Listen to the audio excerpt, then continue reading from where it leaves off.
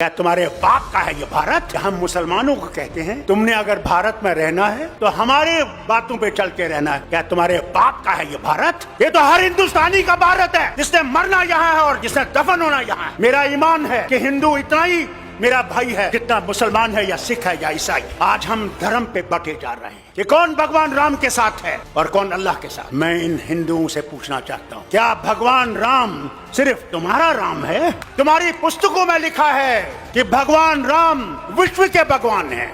हम मुसलमान अल्लाह को कभी ये नहीं कहते हैं कि वो रब्बुल मुस्लिमीन है, कि वो सिर्फ मुसलमानों का रब। हम कहते हैं कायनातों का रब है, आलम का रब है। कोई माने या ना माने, अगर हम ये समझते हैं कि इनको हम आसानी से हटा सकते हैं तो सच्चाई ये है, इनको हम आसानी से हटा नहीं सकते जब तक हमारे दिल साफ नहीं होंगे। अगर मैं ये समझूं कि सिर्फ मैं ही मैं हूं और दूसरा कुछ भी नहीं है तो ये कभी भी नहीं जाएंगे। आज हम ये सोचते हैं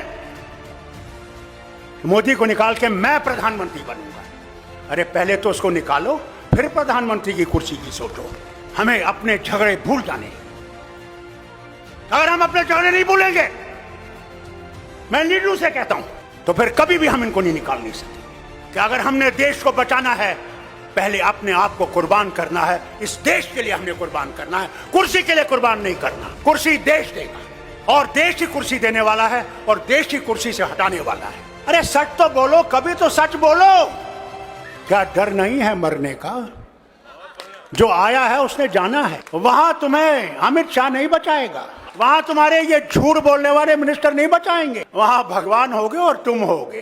एक तरफ से तुम्हारी सच्चाई होगी और एक तरफ से तुम्हारा झूठ होगा। वही हाल मेरा होगा, वही शरद पवार का होगा, वही आपके मुख्यमंत्री का भी होगा। हमारे यहाँ भी एक जमाने में फिरौन होता था और फिरौन अपने आप को खुदा कहता था। दिन में वो खुदा होता था, रात को जब रात होती थी तो फिर कहता था खुदा तू ही है, मगर मैं क्या करूं, मुझे इन्हें खुदा बना दिया है। अरे कुदरत से डरो, कभी तुम्हारा भी हशर ये ना हो जाए कि तुम सारे चीजों को लेकर उसी दरिया में डूब जाओगे। कोई धर्म बुरा नहीं है, इंसान बुरा है, धर्म बुरा नहीं है। तो अगर देश बचाना है तो हमें अपने आप को कुर्बान करके इस देश को बचाना है और इस मोदी सरकार को हटाना है कि ये कभी वापस ना आए। मैं इनसे कहता हूं, अगर ये वापस आएंगे तो अल्लाह ही जाने इस मुल्क का क्या होगा, वो खुदा ही जानता है। अब आपने दिखाना है और इस मुल्क ने दिखाना है कि क्या वो रास्ता चाहिए हमें या वो रास्ता चाहिए जिसमें हर हिंदुस्तानी, किसी भी धर्म का हो, किसी भी जात का हो, कोई भी जबान हो, वो जिंदा चल सकता है और अमन से चल सकता है और इज्जत से चल सकता है। हमें अपने झगड़े भूल जाने हैं। अगर हम अपने झगड़े नहीं भूलेंगे, मैं लीडरों से कहता हूं, तो फिर कभी भी हम इनको नहीं निकाल नहीं सकेंगे।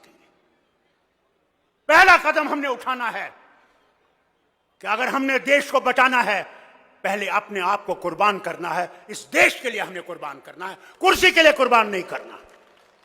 कुर्सी देश देगा और देश की कुर्सी देने वाला है और देश की कुर्सी से हटाने वाला है। आज हम पे तलवार लगी हुई है, खड़ी है। हर जगह झूठ बोला जाता है। अरे मेरी रियासत का हाल देखो, जहां कहते हैं हमारा संकल्प है कि हर जगह बिजली होगी, हर जगह तार होगी। मैं इनसे पूछता हूं, आपका संकल्प तो बड़ा अच्छा है, आइए देखिए मेरी रियासत में श्रीनगर में बिजली है या नहीं। गांव की तो बात ही नहीं। आइए देखिए, आज 70 साल के बाद भी वाजपेयी जी ने एक बहुत बड़ा कदम उठाया वतन को जोड़ने का।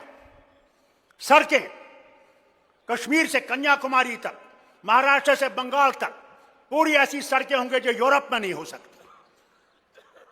आइए मेरी रियासत में देखिए, 30 किलोमीटर, 30 मील बानीहाल से रामबन तक आज तक उसको ठीक नहीं कर सके, आज तक ठीक नहीं कर सके। और हमारे लोग दर बदर रास्तों पे पड़े हुए हैं, हमारी माएं बहनें, हमारा खाने का सामान, तेल, यानी हाल देखिए कि 70 साल के बाद हिंदुस्तान की आजादी में हमारे यहां 10 लीटर डीजल मिलता है और 3 लीटर पेट्रोल मिलता है। अरे मोदी जी, कभी तो सच बोलिए कि हमारा हाल क्या है। अरे कुदरत से डरो, कभी तुम्हारा भी हशर यह ना हो जाए कि तुम सारे चीजों को लेकर उसी दरिया में डूब जाओगे। भाई लोगों, पहले अपना ईमान सही करो, अपने भगवान को पहचानने की कोशिश करो।